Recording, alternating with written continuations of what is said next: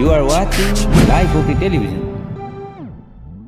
Life okay समाचारको साथमा Balvatika school Pepsicola learning made simple जीवा life to your style wellness mall natural way to improve your health.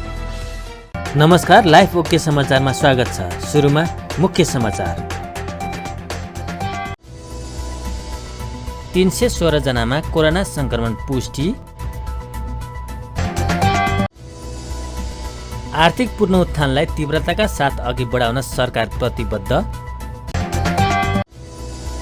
उत्पादनमुखी अर्थतन्त्र निर्माण नभएसम्म मुलुकको विकास हुन नसक्ने।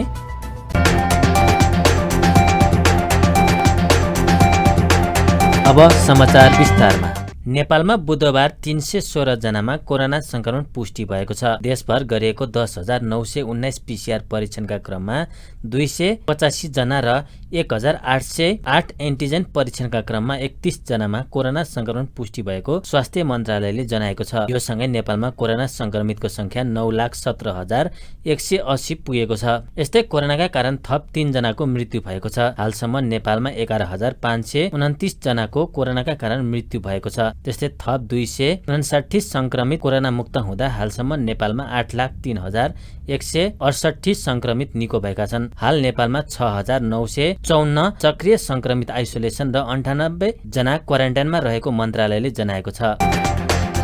प्रधानमन्त्री शेरबहादुर देउवाले आर्थिक पुनरुत्थानलाई तीव्रताका साथ अघि बढाउन सरकार प्रतिबद्ध रहेको बताउनु भएको छ। बुधबार काठमाडौँमा नेपाल आर्थिक पत्रकार समाजको रजत जयन्ती तथा सेजन अवार्ड वितरण समारोहलाई सम्बोधन गर्दै प्रधानमन्त्री देउवाले कोभिड-19 को महामारी नसकिए पनि सामान्य अवस्थातिर फर्किएको भन्दै मुलुकमा लगानीको वातावरण बनाइने समेत बताउनु भयो। छोटो समयमा मुलुकको विकास गर्नुपर्ने भन्दै उहाँले सरकार अनावश्यक नियन्त्रणको पक्षमा नरहेको र आवश्यक नियमनको सहजीकरणको पक्षमा रहेको धारणा राख्नुभयो। प्रधानमन्त्री देउवाले मुलुकमा आर्थिक सुधार गरिएका केही निजी लगानी वृद्धि भएको भन्दै बैंक तथा वित्तीय संघ संस्था, वायु सेवा कम्पनी, जलविद्युतमा भएको कामको प्रशंसा गर्नुभयो।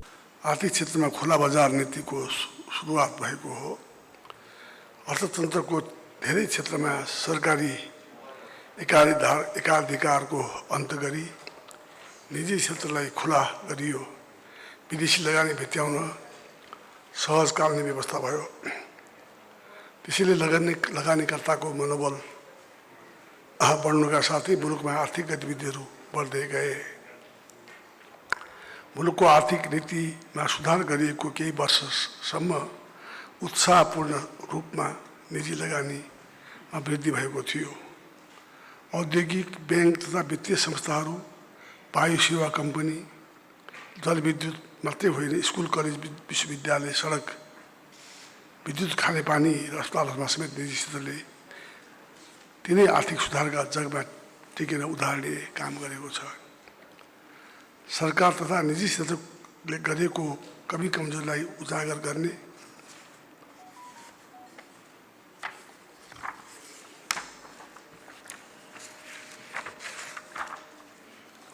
गुणात्मक वृद्धि आवश्यक हुन्छ। त्यसमा सरकारले को एकल प्रयासले मात्रै सम्भव हुँदैन। निजी क्षेत्र र सबै सरोकारवालाहरूको संयुक्त प्रयासबाट मात्रै यो सम्भव छ। यस काममा हामीलाई विदेशी विकास साझेदारहरूको सहयोग उत्तिकै जरुरी छ। विदेशी साझेदारको पनि सहयोग उत्तिकै जरुरी छ। अर्थतन्त्रमा कोभिड-19 को निकै गहिरो प्रभाव परेको छ। विगत 2 वर्षमा मुलुकको अर्थतन्त्र निकै अप्ठ्यारो परिस्थितिमा को सामना गर्नु पर्यो। आर्थिक वृद्धि दर पनि न्यून भयो। यो सब कोभिडकै कारणले हो भन्ने कुरा स्पष्ट भइसकेको छ। तर आउने दिनहरू सधैँ यस्तै अप्ठ्यारो हुँदैन होला। कोभिड-19 को महामारी नसकिए पनि हामी सामान्य अवस्थातिर आउँदैछौँ। अब आर्थिक पुनरुत्थानलाई तीव्रताका साथ अघि बढाउन सरकार प्रतिबद्ध छ। मुलुकमा लगानीको वातावरण अझै सहज बनाउन, व्यवसायको लागत घटाउन सरकारले कुनै असर बाँकी राखेदैन। त्यसका लागि मुलुकमा बृहत रूपको दोस्रो चरणको आर्थिक सुधार गर्न आवश्यक भन्ने मलाई लाग्दछ। तेस्रो चरणको सुधार किन आवश्यक छ र कुन क्षेत्रमा कस्तो सुधार चाहिन्छ भन्ने विषयमा सिजनले आफ्ना प्रयासहरू अगाडि बढाउनेछ भन्ने विश्वास लिएको छु। छोटो समयमा मुलुकको मुहार फेर्ने गरी विकास गर्नुपर्छ। सरकार अनावश्यक नियन्त्रणको पक्षमा छैन, बरु आवश्यक नियमन र सहजीकरणको पक्षमा छ। त्यसैले देश तथा विदेशका लगानीकर्तालाई ढुक्क भएर नेपालमा लगानी गर्न म आग्रह गर्दछु। नेपालमा तपाईँहरूको लगानी र सम्पत्तिको सुरक्षा हुन्छ, त्यसको ग्यारेन्टी सरकारले दिन्छ भन्ने कुरा पनि विश्वास दिलाउन चाहन्छु। कार्यक्रममा अर्थमन्त्री जनार्दन शर्माले अहिलेको खर्च प्रणालीले भने अनुसार लक्ष्य प्राप्त नभइरहेकाले नयाँ विधि अवलम्बन गर्नुपर्नेमा जोड दिनुभयो। नयाँ प्रणाली ल्याउने बारे पनि छलफल भइरहेको उहाँले जानकारी दिनुभयो। अब सरकारी बजेटको कुरा गर्दाखेरि चालु खर्चको ठुलो मात्रा हुने, पुँजीगत खर्च न्यून हुने, त्यसमा पनि त्यो खर्च नहुने खालको जो प्रवृत्ति छ, जो खालको अडचनहरू छन्, यी समस्याहरू आज हामीले बेहोरिरहेका छौँ भने त्यसै गरी विकासमा प्रविधिको प्रयोग गर्ने कुरामा पनि हाम्रो कमी रहँदाखेरि समय हामीले बढी खर्च गर्नु परिरहेको छ। रेमिटेन्स र भन्सारमा भन्सारमा आधारित राजस्व प्रणालीमा आज हाम्रो अर्थतन्त्र चलिरहेको कुरा भएको हुनाले आयातलाई कसरी हामीले प्रतिस्थापन गर्ने भन्ने चुनौतीहरू आज हाम्रो सामु रहेका छन्। हामीले सामान्यतया खरिद नियमावलीलाई र ऐनलाई संशोधन गर्ने तयारीमा अगाडि बढिरहेको कुरामा जानकारी गराउन चाहन्छु। विकास कानुन एउटा आवश्यक भएको छ। अब सामान्य बाटो खन्दा स्टे अर्डर हुन्छ, बाटो बनाउने समस्याहरू हुन्छ, लगायतका थुप्रै कुराहरू छन्, जग्गा अधिग्रहणका समस्याहरू छन्, वातावरणीय अध्ययनका समस्याहरू, वर्षौँ लाग्ने समस्या हुन्। त्यसका लागि एउटा विकास ऐनको महसुस भएको छ, त्यसको लागि तयारीको प्रक्रिया अगाडि चलेको छ।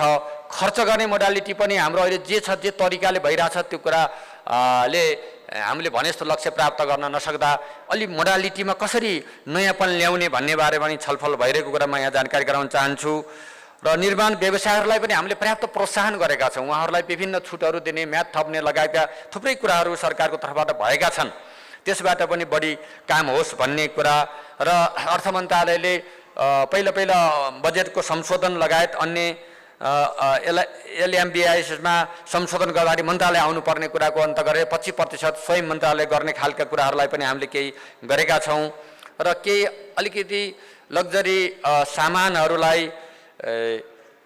अलि एउटा नियन्त्रण गर्नुपर्ने, आयातमा नियन्त्रण गर्नुपर्ने कुराहरूमा पनि हाम्रो ध्यान पुगेको छ र उत्पादनमूलक उद्योगहरूलाई प्राथमिकता दिने नीति रहेको कुरामा यहाँ जानकारी गराउन चाहन्छु। उहाँले विकासका सानातिना कामहरूमा पनि अदालतको स्टे अर्डरले विकासमा ढिलाइ हुने गरेको बताउनु हुँदै विकासका लागि विशेष कानुन चाहिने बताउनुभयो। अर्थमन्त्री जनार्दन शर्माले उत्पादनमुखी अर्थतन्त्र निर्माण नभएसम्म मुलुकको विकास हुन नसक्ने बताउनु भएको छ। बुधबार काठमाडौँमा नेपाल मोबाइल वितरक संघको दोस्रो महाधिवेशन उद्घाटन गर्दै अर्थमन्त्री शर्माले निर्यातमुखी अर्थतन्त्रलाई परिवर्तन गरी उत्पादनमुखी बनाएर मुलुकको विकास गर्नुपर्ने बताउनु भएको हो। उहाँले समयमा नै बजेट खर्च नहुने अवस्था लगायतका धेरै समस्याहरूलाई समाधान गर्दै अर्थतन्त्रलाई पनि सुधार गर्नुपर्ने धारणा राख्नुभयो। त्यस्तै अर्थमन्त्री शर्माले नेपालमै मोबाइल उत्पादन गर्न मोबाइल व्यवसायीहरूलाई आग्रह गर्दै आवश्यक परे सरकारले कर छुटको व्यवस्था गर्ने बताउनुभयो। अवैध रूपमा मोबाइल फोन आयात हुने विषयलाई व्यवस्थापन गर्न लागू हुने एमडिएमएसलाई तत्काल लागू गर्न निर्देशन दिएको उहाँले जानकारी दिनुभयो। त मैले अर्थमन्त्री भएपछि मैले आफैले गर्न सक्ने कुरा त केही पनि होइन। त्यही देशको अर्थतन्त्र, उही ऋणको भारी, उही गरिबीको अवस्था, उही बजेट खर्च नहुने संयन्त्र, उही राज्यका सोचहरू उस्तै छन्। त्यसलाई सुधार गर्न प्रयत्न गर्ने हो। मैले उत्पादनमुखी अर्थतन्त्रतिर लागौँ है, त्यता विकास गरौँ भनेर भनेको छु। उत्पादनमुखी अर्थतन्त्रको एउटा टुल्सको रूपमा मोबाइल पनि हो। यसको प्रयोग गर्दा त्यसले त्यसमा मद्दत पुर्याउँछ। हामीलाई समयको बचत सहित हामीलाई यसले मद्दत पुर्याउँछ भन्ने मलाई लागेको छ। र नेपालमै पनि मैले अघि भने स्यामसुङ हो कि स्यामसुङ मोबाइल फोन चलाउँदै हुनुहुन्थ्यो। मैले भने यसको म्यानुफ्याक्चर यहाँ गर्नु पर्यो, त्यसलाई पनि ल्याउनुहोस् न, त्यहाँ के कर छुट चाहियो गरौँ न भने मैले अघि त्यहाँ है सम्भव छ यो कुरा भन्दा मैले केही युवाहरूले अहिले एउटा नेपाली मोबाइल यहीँ म्यानुफ्याक्चर गर्न लागिरहेका छन्। मैले उहाँहरूलाई भने तपाईँहरू गर्नुहोस्, के सहयोग चाहिन्छ, के छुट चाहिन्छ दिन सरकार तयार छ भनेर मैले भनेको छु। मेरो मोबाइल भनेर उहाँले तयार गर्दै हुनुहुन्छ, हामी केही महिनाभित्रै बजारमा ल्याउँछौँ भन्नुभएको छ। यस्तो कुरा यहाँहरूलाई पनि म आग्रह गर्न चाहन्छु। यहाँ सम्भव भए जति यहाँहरूलाई आग्रह गर्न चाहन्छु, तपाईँहरू पनि यस क्षेत्रमा लाग्नुहोस्। इम्पोर्टकर्ताहरू हाम्रो सञ्जयजी लगायत हाम्रो उहाँहरू हुनुहुन्छ, किन यस्तो तपाईँहरूले सुरु नगर्ने? ल्याउने कुरा पनि ल्याउँदै गर्नुहोस्, यहाँ पनि बनाउँदै गर्नुहोस् न। त्यो सम्भव छ त्यतातिर पनि लगानी गर्नु न। त्यसमा अनिलजीले पक्कै पनि लोन दिनुहुन्छ होला के अरे है, कि यो बिक्री गर्नलाई मात्र दिनुहुन्छ त उहाँले भन्दा बनाउनलाई झन् दिनुहुन्छ नि त। त्यस कारणले त्यो लोन पनि तपाईँ दिनुहोस् है। अब उद्योग वाणिज्य सङ्घको अध्यक्ष नै हुनुहुन्छ, उहाँले पक्कै पनि यसको लागि त पहल गर्नुहुन्छ, मेहनत गर्नुहुन्छ, प्रोत्साहन गर्नुहुन्छ भन्ने मलाई लाग्छ। त्यतातिर पनि यहाँहरूको ध्यान आकर्षण गराउन चाहन्छु। तर एउटा आउँदैछ छिट्टै, 2-3 महिनाभित्रै आउँछ अरे मेरो मोबाइल भन्ने नेपाली उसको एउटा आउँदैछ। त्यसबाट पनि हामी प्रेरित भएर अगाडि बढौँ। त्यसले हामीलाई हाम्रै आफ्नो नेपाली मोडेलको मोबाइललाई पनि चलाउन सक्नेमा हामी पुग्छौँ छिटै भन्ने मलाई लागिरहेछ। अन्य क्षेत्रमा पनि उत्पादनलाई प्राथमिकता दिएर जानुपर्छ भन्ने मेरो मान्यता हो। सुधार गर्ने त्यहीँबाट हो, सुधार भनेकै त्यहीँबाट। यसलाई अर्को कुनै चमत्कारी तरिकाले सुधार गर्न सकिँदैन। अर्थतन्त्रको अवस्था हामी सबैलाई थाहा छ।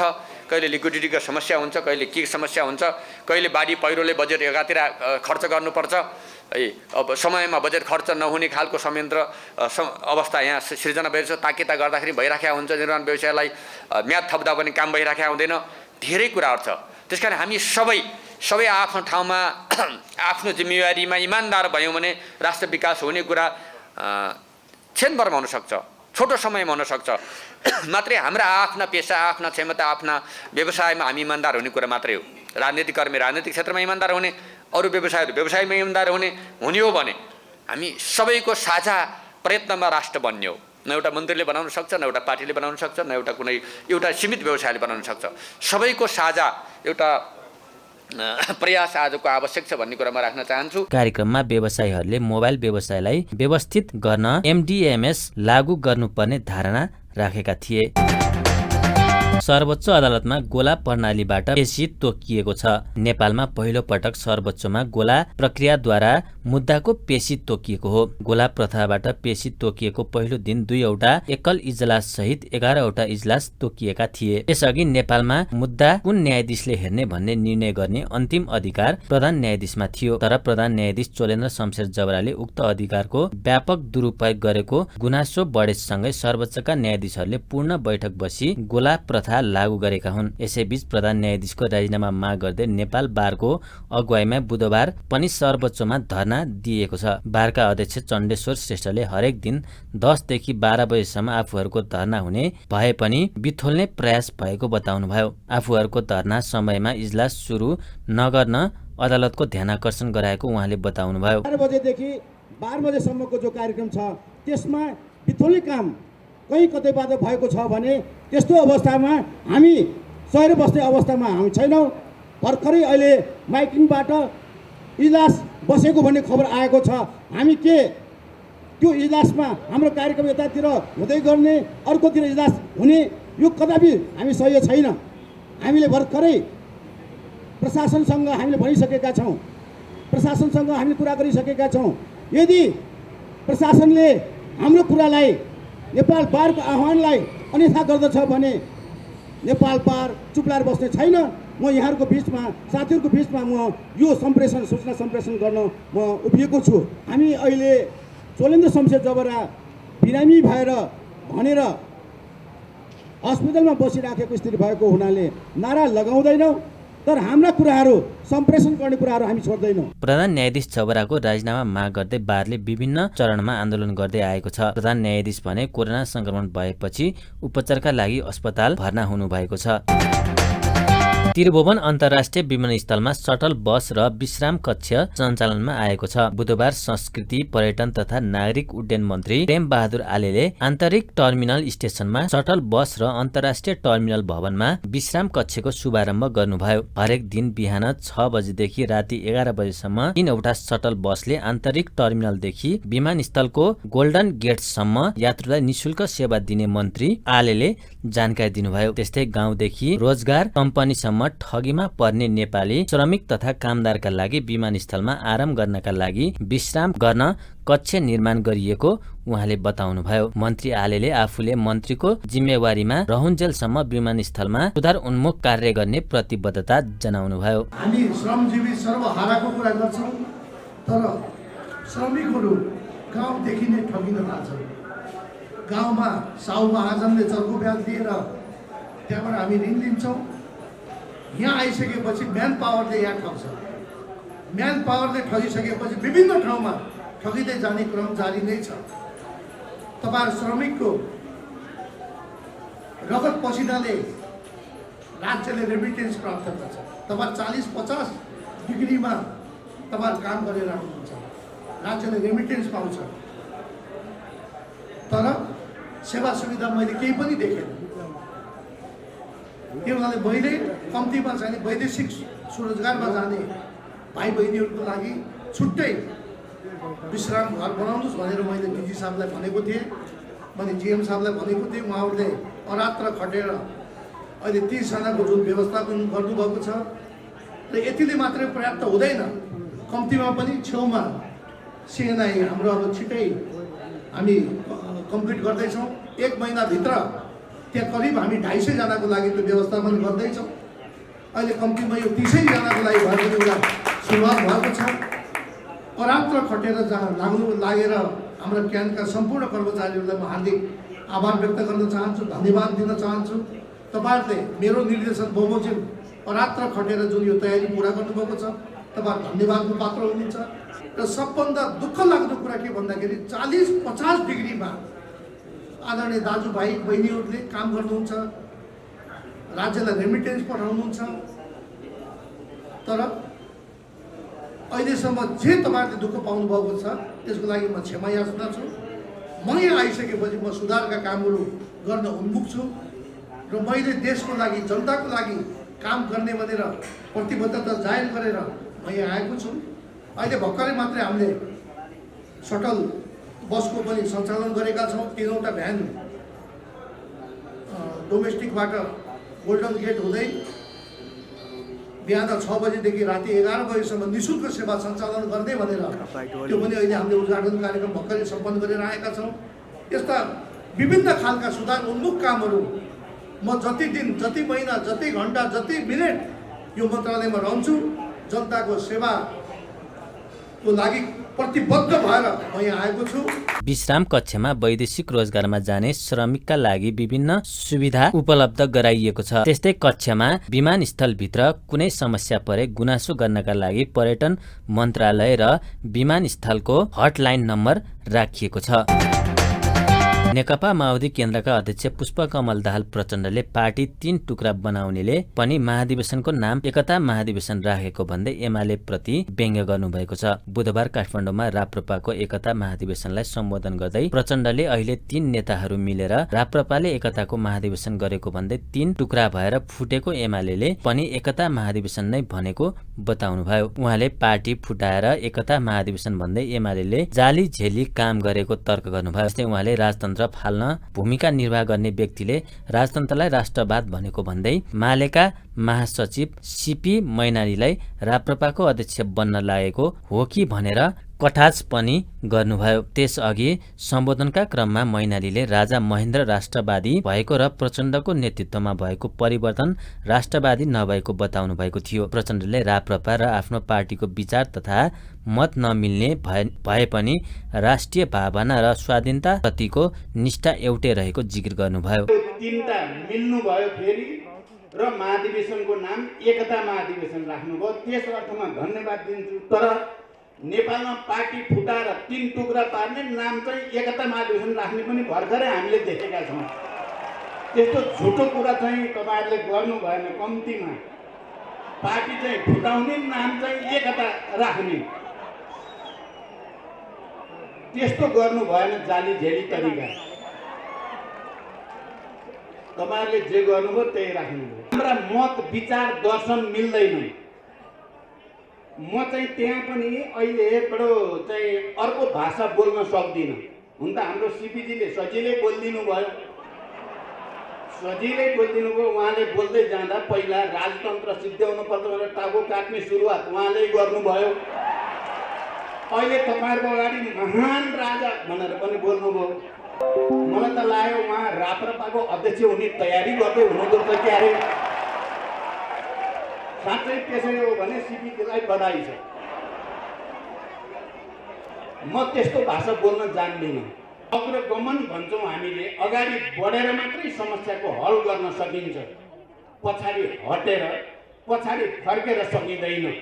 इतिहास विभिन्न घुम्तीहरू मोडहरू थुप्रै आरोह अवरोह हुँदै जहाँ आइपुगेको छ, हामी सबैले आफ्नो विचारलाई आफ्नो मतलाई सुरक्षित राख्दै आफ्नो आत्मसम्मानलाई सुरक्षित राख्दै राष्ट्रिय एकता कायम गर्न भिन्न विचार हुनेहरूसँग पनि सहमति, उनीहरूसँग पनि समझदारी बनाउने कोसिस गरेर मात्रै राष्ट्रलाई एकताबद्ध राख्न सकिन्छ, लोकतन्त्रलाई गतिशील बनाउन सकिन्छ भन्ने म ठान्दछु।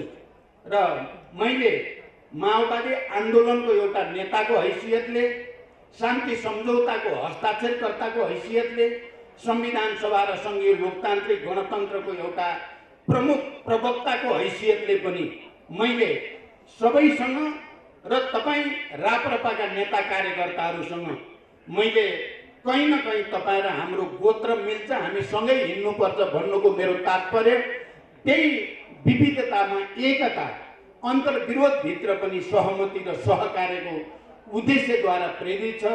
पक्कै पनि हाम्रो देश अझै पनि राम्रोसँग स्थिर भइसकेको छैन। अझै पनि राजनीतिक स्थिरताको निम्ति हामीले मेहनत गर्नु छ।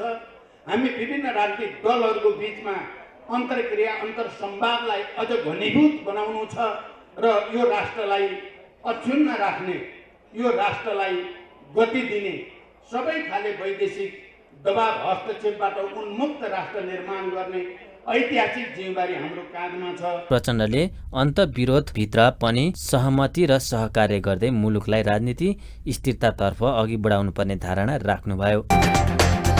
शिक्षा विज्ञान तथा प्रविधि मन्त्री देवेन्द्र पौडेलले शिक्षण सिकाइ विधिलाई आवश्यकता अनुसार परिमार्जन गर्दै लैजाने बताउनु भएको छ। सार्वजनिक विद्यालय अनुगमनका क्रममा बुधबार काठमाडौँको दरबार हाई स्कुलको अनुगमन गर्दै मन्त्री पौडेलले सार्वजनिक शिक्षालाई सुधार गर्नका लागि शिक्षण सिकाइ विधिलाई आवश्यकता अनुसार परिमार्जन गरिने बताउनु भएको हो। शिक्षण प्रक्रियासँग सम्बन्धित कतिपय कमी कमजोरीलाई सच्याएर त्यसको तुरुन्त अनुगमन गर्ने र शिक्षण सिकाइसँग सम्बन्धित प्रविधिका विषयमा गम्भीरतापूर्वक मन्त्रालयले ध्यान दिने उहाँले बताउनुभयो। उहाँले शिक्षा क्षेत्रको विकासका लागि विद्यालयदेखि अभिभावकसम्म गम्भीर हुनुपर्ने धारणा राख्नुभयो। मन्त्री पौडेलले दरबार हाई स्कुलको शैक्षिक प्रणाली सुधार देखिएको उल्लेख गर्नुभयो। अब मूलत सार्वजनिक शिक्षालाई अलि तीव्र गतिमा सुधार गर्ने, शिक्षण सिकाइ र शिक्षण र सिकाइसित सम्बन्धित कुराहरूलाई आवश्यकता अनुसार परिमार्जन गरेर अगाडि बढ्ने गरी हामी अगाडि बढेका छौँ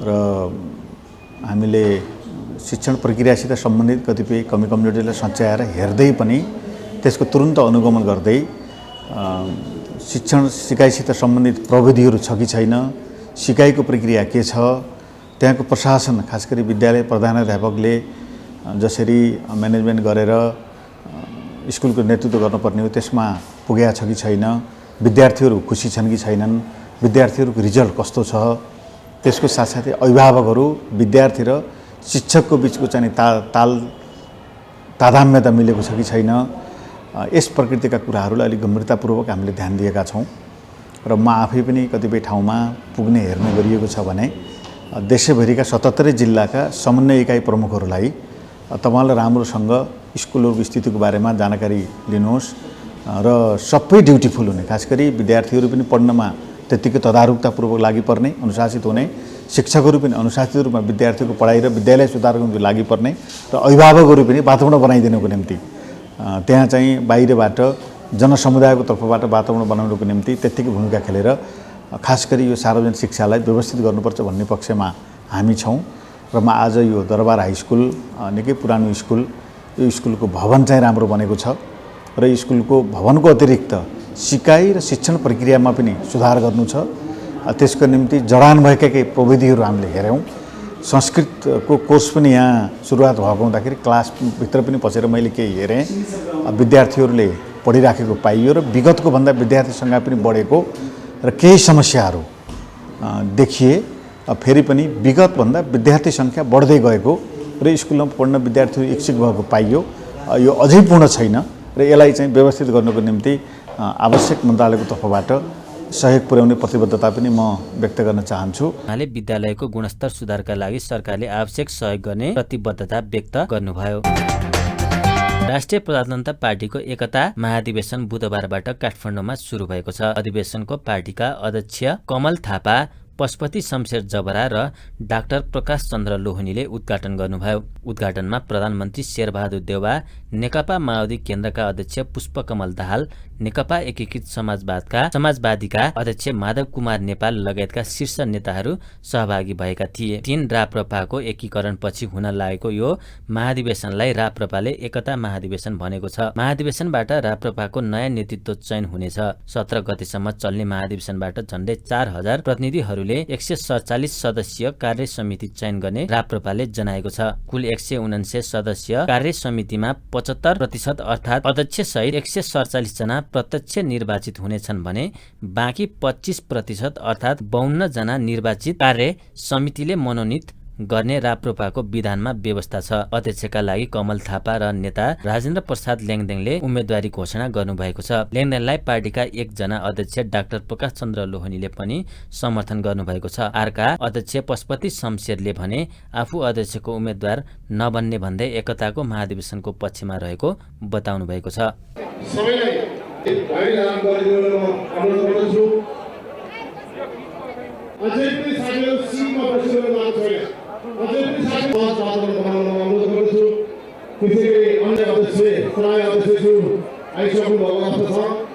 स्वागतको लागि जुट्नुभएका दिदीबहिनीहरूलाई अनुरोध गर्छु, बस्ने सुविधा मिलाइदिनु हुन उहाँलाई कार्यक्रम स्थलभित्र प्रवेश गरिसक्नु।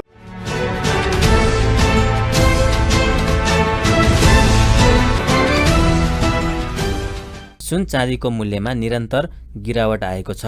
सुन तोलामा 400 रुपियाँले ओह्रालो लागेको हो। सुनको मूल्य लगातार घटेको छ। यस दिन छापला सुन प्रति तोला 91,500 रुपियाँमा कारोबार भइरहेको नेपाल सुनचाँदी व्यवसायी महासंघले जनाएको छ।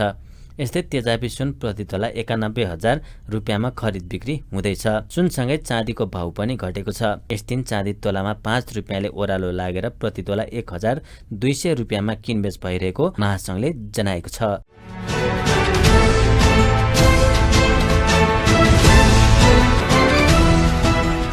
नेप्से सूचक सामान्य अङ्क बढेर बन्द भएको छ। यस दिन नेप्से सूचक 5.28 अङ्कले बढेर 2633.66 बिन्दुमा पुगेको छ। नेप्से सूचक सामान्य बढे पनि पछिल्लो केही दिन यता कारोबार रकम भने निरन्तर घट्दो क्रममा देखिएको छ। यस दिन कारोबार रकम पनि 3 अर्ब भन्दा तल झरेको छ। यस दिन 53,10,215 किता सेयर 2 अर्ब 74 करोड 20,85,704 रुपियाँमा खरिद बिक्री भएको छ। यस दिन कारोबारमा आएका 13 उपसमूहमा 9 उपसमूहको सूचक सकारात्मक देखिएको छ भने बाँकी 4 समूहको सूचक नकारात्मक देखिएको छ। अन्त्यमा प्रमुख समाचार फेरि एकपटक। 316 जनामा कोरोना संक्रमण पुष्टि। आर्थिक पुनरुत्थानलाई तीव्रताका साथ अघि बढाउन सरकार प्रतिबद्ध। उत्पादनमुखी अर्थतन्त्र निर्माण नभएसम्म मुलुकको विकास हुन नसक्ने। हस्त अहिलेका लागि लाइफ ओके समाचार यति नै। हेर्दै गर्नुहोला लाइफ ओके टेलिभिजन। नमस्कार।